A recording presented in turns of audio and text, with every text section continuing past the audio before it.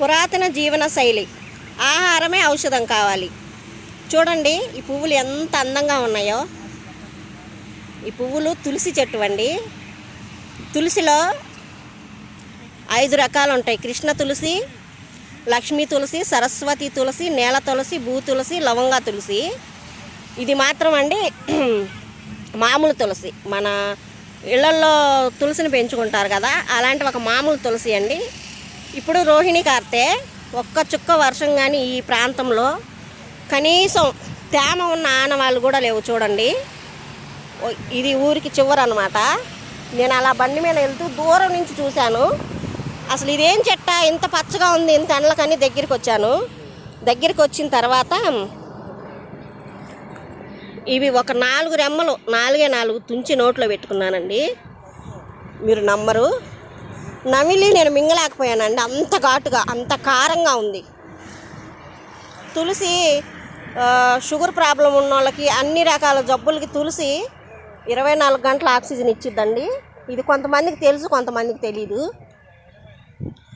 తులసి పెద్ద మొక్కల్లో రాగి చెట్టు ఎంత విలువైనదో, చిన్న మొక్కల్లో తులసి చెట్టు అంత విలువైనది. ఎందుకు అంటే ఈ చెట్టు రాత్రి అయినా పగలైనా ఆక్సిజన్ ఇస్తుందండి.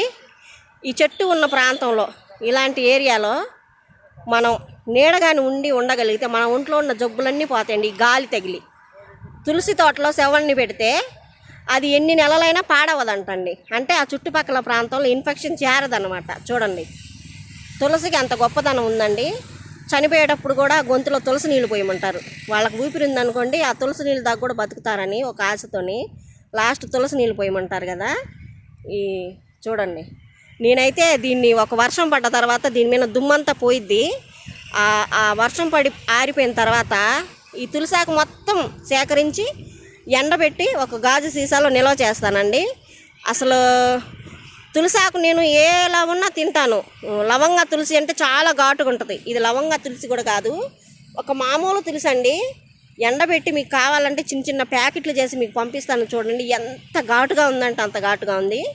దీంట్లో మాత్రం మెడిసిన్ వాల్యూ చాలా ఉంది. నేను ఇది ఎంత కష్టమైనా సరే చూడండి, ఇది మొత్తం సేకరించి ఎండబెట్టి స్టోర్ చేస్తాను. ఒకవేళ మనం దీన్ని కొయ్యకపోయినా సరే సీజన్లో ఏం జరిగిద్దంటే ఈ తులసమ్మ ఎండిపోయి వీటి గింజల్లో మళ్ళీ తులసి చెట్లు వస్తుంటాయి అన్నమాట. కాకపోతే కొన్ని చోట్ల ఏంటంటే తేమ వచ్చినప్పుడు ఈ తులసి చెట్టు కూడా 5 సంవత్సరాలు, 6 సంవత్సరాలు, 10 సంవత్సరాలు కూడా బతుకుతుంది. అలా ఒక్కొక్క ఇళ్లలో బతుకుతుందండి, అది అదృష్టం. చూడండి, మీకు ఎవరికైనా సరే ఈ తులసాకంతా నేను వర్షం పడ్డ తర్వాత తీసి సేకరించి ఎండబెడతాను. కావాలంటే చిన్న చిన్న ప్యాకెట్లు పంపిస్తాను. ఇది డైలీ మీరు టీ తాగేవాళ్ళు ఒక 4-5 ఆకులు టీలో వేసుకున్నా, ఈ పువ్వులతో సహా టీలో వేసుకోవచ్చండి. సర్వరోగ నివారణి తులసమ్మ. మన ఇంట్లో ఒక చిన్న చెట్టు ఉన్నా సరే ఇంటిలో పాదికి ఆరోగ్యాన్ని ఇస్తుంది. ప్లీజ్ ఛానల్ నచ్చితే సబ్స్క్రైబ్ చేయండి, లైక్ చేయండి, షేర్ చేయండి, కామెంట్ చేయండి. మీ విలువైన సమాచారాన్ని, సూచనలని అందించండి.